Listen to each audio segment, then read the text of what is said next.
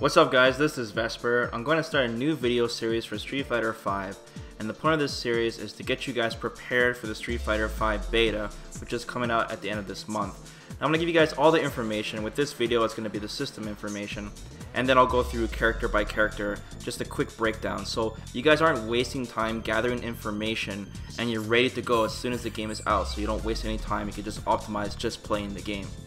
Now I have played Street Fighter V at E3 for 3 days straight, so I'll be giving you guys just the facts here. I don't really want to speculate on any system things, and pretty much just give you guys the important information as well. So let's talk about the most important system changes from Street Fighter 4 all the way to Street Fighter V, and that is the new V system, which includes the V gauge, V trigger, V skills, and V reversal. So first off, let's talk about the new V gauge, which ties all these other V systems together. The V gauge is a new resource meter in Street Fighter V that replaces the Ultra meter from Street Fighter 4. It's located at the bottom of the screen just above the EX meter. Now the V gauge ranges from 2 to 3 bars depending on what character you're using. So some characters have 2 bars total and other characters have 3. And there's only been 6 characters revealed for Street Fighter V so far.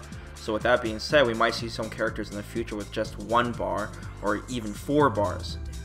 Now the size of your V gauge does change the strategy on how you play depending on what character you pick, because in this game the V gauge has multiple uses, unlike in Street Fighter 4 where the Ultra meter was just used for Ultras. Now at the beginning of each round your V gauge is empty, so it does not carry between rounds. This was similar to Street Fighter 4 with the Ultra meter. The way the V gauge meter fills is by taking any kind of damage, block damage or clean hits, and by using your V skills. Now 1 bar of your V gauge is equal to about 20% damage. I tested this on Ryu at E3 and I'm assuming he has average health. So with Ryu having 2 bars of his V gauge, it would take him almost a half health before he gains a full bar, so 40%. And if you're using someone like Bison or Birdie who have 3 bars, they would have to take 60% of their life in pure damage to gain a full meter of V gauge. Now since Nash has the lowest health in Street Fighter V right now, he would naturally build his V gauge the fastest out of all the characters. With that being said, Birdie would take the longest since he has 3 bars and he has the most health out of all the characters. Since the V gauge can only be as big as 3 bars in Street Fighter V so far, it means that we're guaranteed at least 1 full bar of V gauge every single round. Now moving on to the main system mechanic in Street Fighter V, which is the V trigger. This is activated by pressing hard punch and hard kick at the same time. Okay, so let me explain what V trigger is. In general, V trigger augments your character for a short amount of time. This is character specific, but it can range anywhere from added damage and stun to pretty much completely changing your special moves and movement. Nash is an exception from the rest of the current cast, as he's the only one who's got a one-time use, which I'll explain later in the character breakdown. Alright, so now I'm going to explain the bullet point rules of V trigger. You can only activate your V trigger if you have a full stock of V gauge. So, for example, Ryu has 2 bars of V gauge, he would need both stocks to activate. With Bison having 3, he doesn't need just 2 to activate, he needs all 3. So no matter what, your meter has to be completely full. Now when you activate your V trigger, the game will freeze momentarily. This is something similar to when doing a super, and it has its uses. For example, if you activate it and you see your opponent is in the air jumping towards you, you have more than enough time to realize to do an anti-air. You pretty much can fish and see what your opponent is doing while he's doing attacks. This is something that's really abused in the Killer Instinct series when you activate your instinct. However, there is some recovery on the activation, so you won't be able to block right away after the screen is done freezing. You can be punished for just activating, especially if you do it right out in the open raw, so you do have to put some thought into it. Now the amount of recovery you get when you activate your V trigger is completely character specific, with Nash being the absolute fastest activation and Birdie being the slowest, so far with the 6 characters that we have. Now Nash's V trigger activation is so fast that he can pretty much do it whenever he wants. He can even use it as a reversal. But Birdie's is so slow, he goes into full animation, he eats like a hot pepper. And if you do it close to the opponent, he has more than enough time after the activation to jump in and give you a full combo punish. Now when you activate your V trigger, your V gauge starts to slowly drain until it's empty. So basically it turns into a timer. Doing specific augmented attacks from your character will also drain the meter faster as well. The larger your V gauge, the longer your V trigger will last. So since it takes a longer time for Bison and Birdie to fill up their V gauge, since they both have 3 meters, it also means that it will take longer for their V trigger to go away. Now keep in mind, once the V trigger is activated, there's nothing you can do to gain more V gauge, or even slow it down. You basically have to wait for it to run its course, and once your V trigger is gone, then you can start gaining V gauge again. And just to clarify, once you activate your V trigger and then your V gauge starts draining and it's completely drained, that's when you lose your V trigger. This is the only way you can lose your V trigger, is when the timer is completely depleted. Before, we've seen footage where certain characters would get hit and they lose their V trigger, or even knocked down. Now it's not even character specific, it's the same for everyone. It's only when the bar is completely depleted. Now I want to make it clear to you guys that this is not a comeback mechanic. Even though it replaces the ultra meter, you still gotta do a lot of work, man. After you activate, you don't just get free damage, or it's kind of like this one-time use, and if you happen to land it, you take off 50 or 60% of your opponent's life. You pretty much just get augmented. Yes, you are more powerful, or your character is a lot more different, but you still have to put in the work after activation. And you can't just activate raw either. You can't just activate the second it's free. If you're right next to your opponent, you'll most likely will have some recovery animation and you'll be open for an attack. So you have to put some thought on when you need to activate this as well.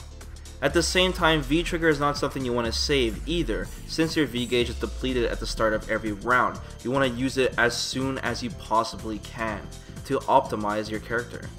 One key thing to remember, guys, is that the person losing the round isn't necessarily going to be the person to activate V trigger first, or able to activate V trigger first. There's a lot of factors here.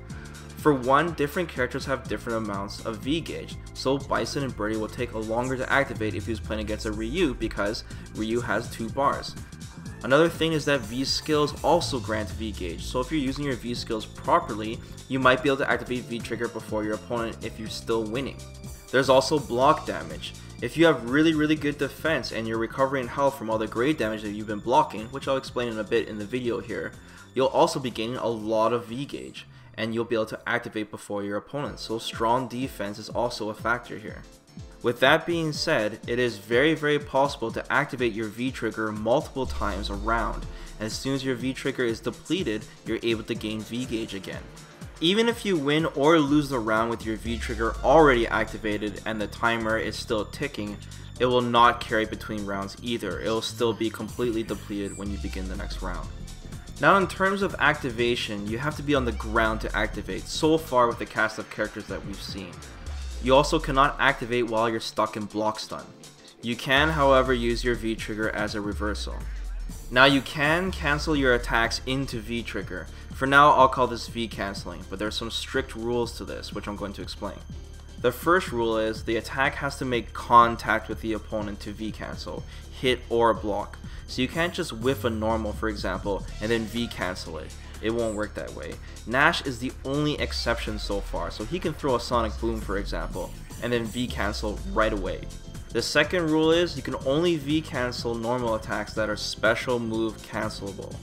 So you cannot V cancel Ryu's overhead punch, for example, and the opponent blocks it and then you activate, or if it hits, you can activate. It doesn't work that way. Since you can't do Ryu's overhead into fireball, you also cannot V cancel it. So one thing you can do is use Ryu's crouching medium kick, because that also cancels in the fireball and thus it'll cancel into his V trigger. So remember, any normal move that is not special move cancelable for your character, you cannot V cancel it. Which kind of sucks, honestly, because that removes a lot of stuff that I had up in my head that I wanted to test out in E3. The third rule is you can only V cancel certain special attacks. So this is extremely character specific. For example, Ryu cannot V cancel his Dragon Punch. If you try to, Ryu will just fly up in the air and then nothing will happen. Whereas Birdie can V cancel his Headbutt special attack. Capcom has done this to prevent low risk, high reward setups, which was very common in Street Fighter 4. So they're not looking at this from a combo standpoint. They're not thinking, oh, what are the coolest combos we can do using V canceling. It's more like, if Ryu is able to V cancel his Dragon Punch, man, that'd be, just like Street Fighter 4, where we could do these crazy low risk, high reward setups. So to summarize these 3 rules again, the attack has to make contact with the opponent, hit or block. normal attacks have to be special move cancelable, and for special moves to V cancel, it's extremely character specific. And once again, I'll go over specifically on what each V trigger does for each character in great detail in my other videos. Let's talk about another new mechanic in Street Fighter V called V skills. V skills are character specific actions you can do by pressing medium punch and medium kick at the same time. So this will be replacing focus attacks from Street Fighter 4.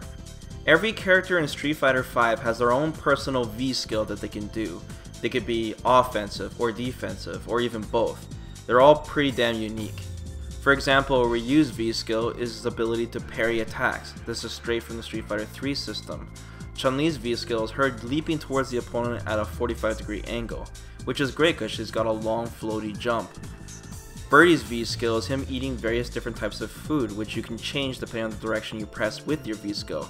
You can eat a donut, or you can drink an energy drink and throw it towards the opponent. There's a lot of unique things with this system. We might even see down the road a character who has the ability to use focus attack from the Street Fighter 4 system. So let's talk about the rules of V skill. First off, they're free to use. You can use an unlimited amount of times. Second thing is that V skills can build your V gauge. The method on how it builds and how much it builds is very character specific though. So for example, when Ryu does his parry V skill, he won't just gain meter, he actually has to parry an attack. Whereas Chun-Li, when she leaps towards the opponent, she actually has to make contact with him to gain V gauge and has to land a hit. In general, you have to use your V skill on what it's intended for, and you'll be rewarded for taking whatever type of risk or using it the proper way. You can't just spam it and expect your V gauge to max out right away. It doesn't work like that. Birdie does eat food and it does just gain meter and that's all it does, but Birdie has to take a risk because when he's eating, it's a long animation. You can still use your V skills while your V trigger is already activated, but you'll no longer build any more V gauge. It won't even slow it down. When your V trigger is deactivated, your V skills will build your V gauge like normal. You can use your V skills as a reversal. So keep this in mind if you have something really defensive like Ryu's getting off the ground and he wants to do a parry, you can do that. So far with my testing at E3, you cannot cancel your V skills into anything. So you can't cancel your V skill into a special move or V cancel it into V trigger. The only exception so far is Ryu, where he can cancel his V skill into another V skill, and this allows him to parry multi-hitting attacks. I also know with the recent announcement of Ken that he might be able to V cancel his step kick from his V skill, but since I haven't played the character, I can't tell. But you can still combo into your V skills, that's very possible. You can do a jump in attack into your V skill. I wouldn't be surprised if there's a couple links that you can do into your V skills as well. As usual guys, I'll be explaining each individual V skill for every character in more detail in my character breakdowns. Okay, so the final new big mechanic in Street Fighter V is V reversals. V reversal is a character specific action done while blocking. Generally, it's a quick reversal attack. This is essentially an alpha counter from Street Fighter Alpha, so I guess it's not that new. You can perform this by holding block and then pressing forward and then all three punch buttons. Cammy's the only exception. When she blocks, she has to press forward and all three kicks. Alright, so let's discuss the rules of V reversals. First off, it costs 1 stock of your V gauge. Another thing is you cannot perform V reversals while your V trigger is activated. Now the V reversal itself is very character specific, but Ryu's, for example, he'll throw a close fireball looking attack and it'll knock the opponent down. Chun-Li, she'll hit him with her palms and then she'll be right next to the opponent and then she can start an offense and it won't knock him down. For the most part, you're supposed to use this when you're in the real defensive side and you want to start an offense and reverse the table. So when you're in the corner, it would be a good time to use this when there's a lot of pressure on you. I've tested every character's V reversal and they all do about 2 to 3% damage to the opponent. This is gray damage though, so they have the ability to recover all this health back if they don't take any more hits. With that being said, you cannot kill with V reversals. It won't win the round for you. If they have no health left and you do a V reversal, it'll simply hit them and then they won't die. Most V reversals have a very small invincibility window, so it's not that long, but it can be used against blocking supers, for example, if you don't want to take any chip damage. V reversals can be blocked by your opponent. In fact, they can even be baited. They're not that fast, man. They're generally slow. If your opponent was doing something like a bunch of light punches, you can probably get baited out, man, and it'd be so slow and he'd be able to punish you for it. You want to use it against things that are like hard hitting and slow. Finally, V reversals could be used against detached hitboxes. So for example, blocking a fireball full screen away, you can still use your V reversal. So it can miss the opponent completely. This is especially good with Nash though, because he teleports behind the opponent. So if Nash blocks a projectile full screen away, he can use his V reversal and then start an offense on your opponent. Alright, so those were the core mechanics of Street Fighter V. Now let's talk about some things that are familiar that are changed from Street Fighter IV. Let's start with the health bar. Now the damage in Street Fighter V is extremely high. It's the highest it's been in a long time. A normal bread and butter with Ryu, for example, jumping hard punch into crouching hard punch into dragon punch would take off almost 40% of your health. As usual, different characters in Street Fighter V have different amounts of health, just like they do in previous games. Now there's a new system with Street Fighter V where you take grade damage on blocked normal attacks, and for armor attacks as well. If they absorb a hit, you'll also take a grade damage. If you guys don't know what armor attacks are, they're similar to Balrog's EX Rush Punch, for example, where he'll absorb a hit and take a grade damage, and any other EX armor attack in Street Fighter IV. Another good example is when you absorb attack with a focus in Street Fighter IV, you get that grade damage which recovers. So let me talk about the rules for taking grade damage in Street Fighter V. First off, you only take grade damage from blocked medium and hard normal attacks. So light normal attacks will not cause grade damage to you when you block them. Now grade damage pretty much behaves the same way as Street Fighter IV. It recovers after a brief moment after you've made no more contact with your opponent. So as long as you're in neutral, not blocking attacks, not getting hit by attacks, your grade damage will start to recover back to the entire portion that you've seen on the life bar. But grade damage does stack, so if your grade damage hasn't recovered yet and your opponent is still pressuring you and you're still blocking normal attacks, the grade damage will get bigger and bigger and bigger. And if you take any clean hits while your grade health is still recovering, you'll lose all that health instantly. So this new system is kind of like Mortal Kombat, where you're always taking damage from every attack in the game, but there's still some things that reward defense as well, which I'll talk about in a second here. Now blocked special attacks and super moves in Street Fighter V still behave the same way as other games where you just take normal chip damage, you don't take grade damage. If you've done a bunch of grade damage to your opponent and then you start chipping in with special moves, it won't take away the grade health. It'll still recover if he's in neutral for a bit, but the grade health will still stay there and he'll still take normal chip damage as usual. Now one important thing to know is that you cannot win a round anymore with chip damage or even doing grade damage, even if your opponent has 0 health. Critical arts, which are the supers in this game, are the only exception. You can still win the round by doing chip damage from your supers, but that costs a lot of meter. Capcom has removed this because they don't like situations where you know your opponent is going to lose no matter what. For example, when you sweep your opponent in Street Fighter IV and you walk up to them and then do an EX version of your Dragon Punch. So remember, supers are the only thing that can chip your opponent out when he has 0 health. So let's talk about the grade damage again. Grade damage still builds your V gauge, so this really awards strong defense. So if I'm constantly blocking attacks and I take all this grade damage, my V gauge is building as if I was taking true damage. Then when my grade damage starts to fill up when I'm back into neutral, it'll be like I got all my health back but I still gained all that meter. So the game really does award strong defense. And this adds to the possibility of me being able to use my V trigger before my opponent if my defense is very strong and I'm blocking all the attacks. One last thing you guys should know is that if you have 0 health and you're blocking your opponent's normal attacks, which do grade damage, you still gain V gauge. So you still have a chance to activate your V trigger even if you have 0 health. Okay, so let's talk about the EX meter now. The EX meter in Street Fighter V is pretty much the same as Street Fighter IV, except it has 3 stocks total now rather than 4. Now EX special attacks still take 1 bar, and doing your critical arts, which is your supers, take the entire meter, so that's pretty much the same as well. EX meter in Street Fighter V fills up pretty quickly. You almost get a full meter per round depending on how much damage you have taken and how much damage you've done to your opponent, but for the most part it refills faster than I would say than Street Fighter IV. The EX meter fills by doing any kind of damage or receiving any kind of damage, so no surprises there. It also fills up by just doing special attacks, but there are certain special attacks where if you whiff it, you won't gain any meter at all, which is kind of strange. One small example of this is if Ryu does his air hurricane kick and it whiffs, he gains 0 EX meter for it. Also guys, if you haven't already noticed, you can gain EX meter from whiffing normal attacks like in Third Strike. Okay, so let's talk about the timer now. First off, the timer is in real time, so every second you see that ticks in the game is an actual second in real life. Now if you guys are scared about timeouts, every legit match that I've seen in E3, there hasn't been a single timeout in the 3 days that I've played it. The damage is just simply too high, and this is with nobody knowing any combos in this game whatsoever, so that's a good sign.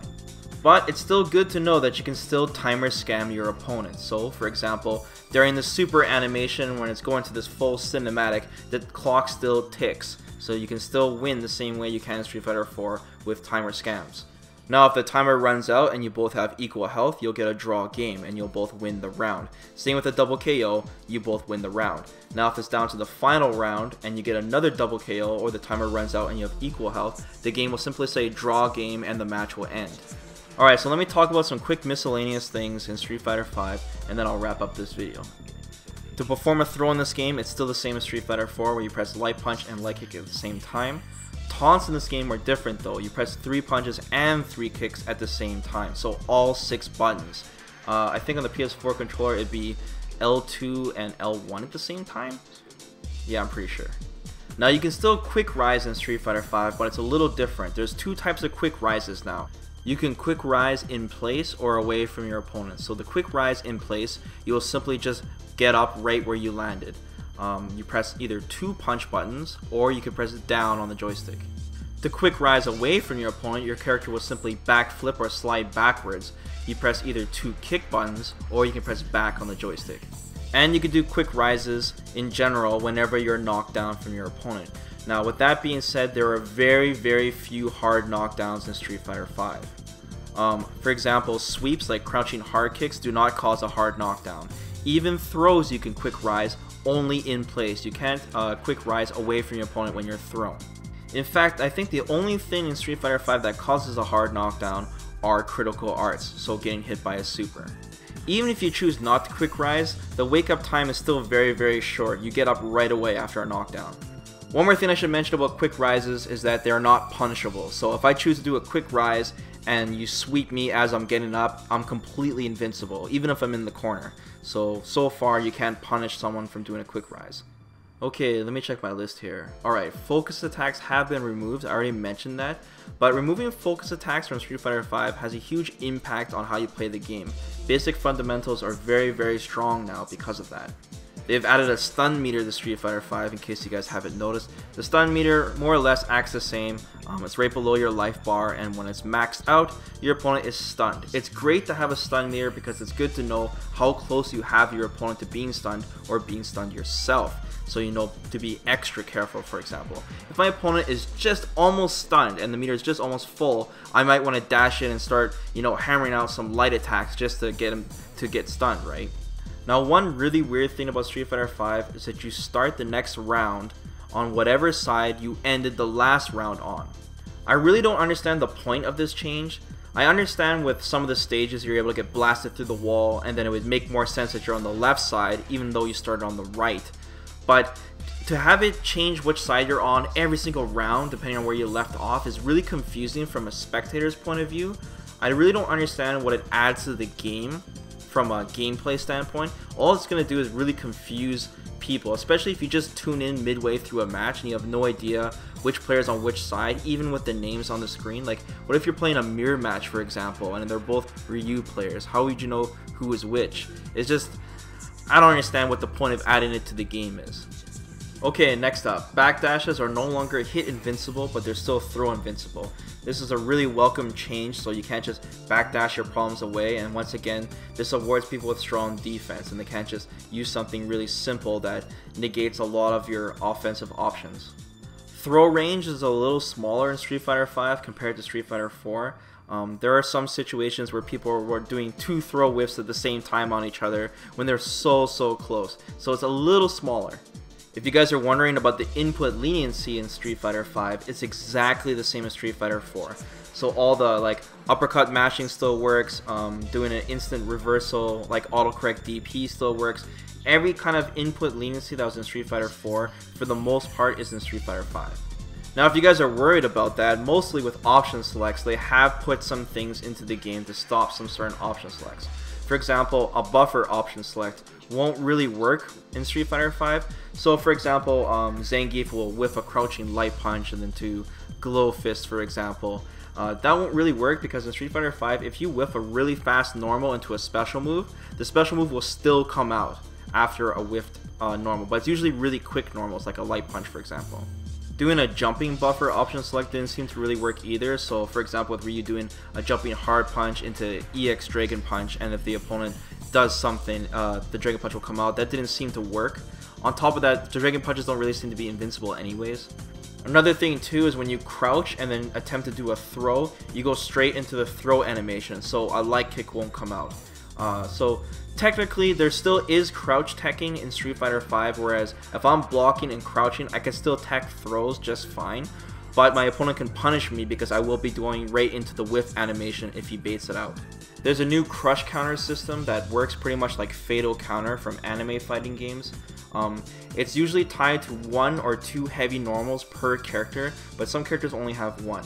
If you're successful in landing a counter hit with these specific heavy normals for your character, you'll get a crush counter. It'll say it on the screen, there'll be a huge flash, and your opponent is stunned for a much longer amount of time, similar to how a fatal counter works in anime fighters.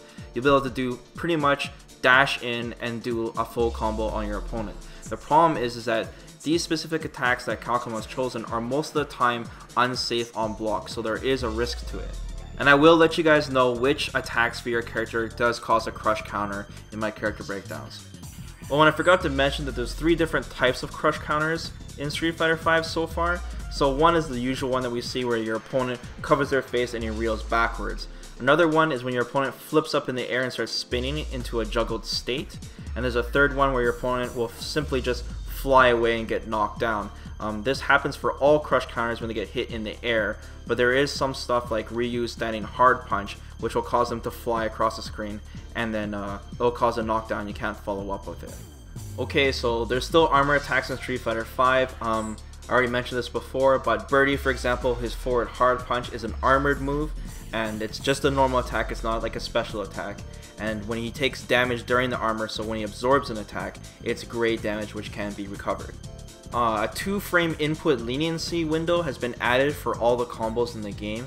So in other words, this means that if you press your button 2 frames before you're supposed to, it will still come out on time. This won't work afterwards though, like if you press your button too late. So when you do your combos in Street Fighter V, you kind of want to press your button a little earlier than you think you would, just like when you're plinking for example. So for the most part, combos in Street Fighter V are very easy to do. With that being said, plinking has been removed from the game, and there are still 1-frame links in the game, but they're essentially 2-frame links because, or even 3-frame links because of the 2-frame buffer window that they added. So it's really important to learn double tapping in this game because it's going to make your execution pretty much 99%. Now in Street Fighter V, you can cancel from chains now. So in Street Fighter 4, if you guys remember, when you do a chain, you have to link the last hit. So delay the last hit from your chain to cancel into a special move. But in Street Fighter V, it doesn't work that way. You can simply just go light punch, light punch, light punch, uppercut, and it will come out. So no more linking into chains to get your special moves out. With that being said though, the combo system in Street Fighter V is still a little different. There's very few characters that can go a chain into a crouching medium, for example, into special. So for Ryu, you can't go crouching light punch, crouching light punch, crouching light punch, crouching medium kick into fireball. A lot of the crouching lights in this game have very little hit stun, so it's hard to link medium normals afterwards. Cammy is definitely an exception to this rule, where she's more Street Fighter 4 like and she can do that, but for the most part it's the standing lights into the crouching mediums that work in Street Fighter 5.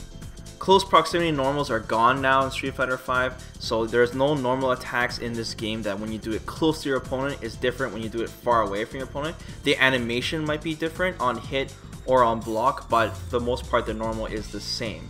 But there are still neutral jump attacks in Street Fighter V. It's not every neutral jumping attack, it's most of the time it's like a jumping hard kick or hard punch, but they're there. And also there's a lot more command normals in Street Fighter V and a few more target combos than there usually is.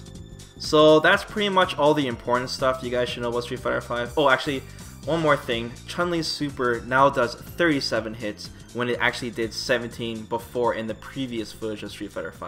So they changed Chun-Li's super to do 37 hits because of Evil Moment 37. Sigh. But anyways guys, that is most of the important information you guys need to know for the beta for Street Fighter V this month. I'm going to start working on the character breakdowns now. I got a lot of work to do here, so hopefully these videos won't be as long. But thanks a lot for watching this video, guys, and if you have any questions, leave it in the comments below, and I'll try to keep you guys updated. Peace.